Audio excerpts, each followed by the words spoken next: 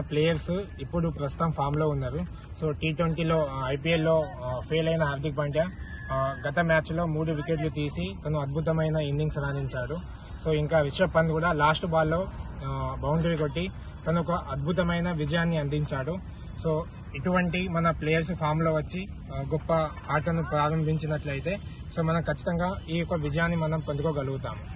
So ఇంకా మన bowling ఇప్పుడు మన స్ట్రెంగ్త్ మన బౌలింగ్ గా మారింది. సో కాబట్టి మన బౌలింగ్ హార్దిక్ పాండ్యా, ఇంకా మొహమ్మద్ సిరాజ్, మియాబాయి, సో వీళ్ళ పేసర్ తోని మనం వాళ్ళ అవతల బ్యాట్స్మెన్ ను కట్టడి చేసినట్లయితే సో వాళ్ళని తక్కువ స్కోర్ లో మనం కట్టడి చేస్తే మనం అద్భుతంగా తక్కువ ఓవర్స్ లోనే మనం మంచి విజయం సాధించి మన స్ట్రైక్ రేట్ ని పెంచుకోగలుగుతాం. సో ఇంకా టాస్ అనేది చాలా ముఖ్యం. ఎందుకంటే టాస్ గెలవడం ద్వారా మనం పరిస్థితుల అనుకూలంగా మనం ఆలోచన తీసుకొని బ్యాటింగ్ బౌలింగ్ ఎంచుకోవచ్చు. సో కాబట్టి ఖచ్చితంగా టాస్ గెలవడం అనేది చాలా ముఖ్యమైన విషయం. ఇండియా జీతేగా జీతేగా జీతేగా ఇండియా జీతేగా జీతేగా జీతేగా ఇండియా జీతేగా జీతేగా జీతేగా ఇండియా జీతేగా జీతేగా జీతేగా ఇండియా జీతేగా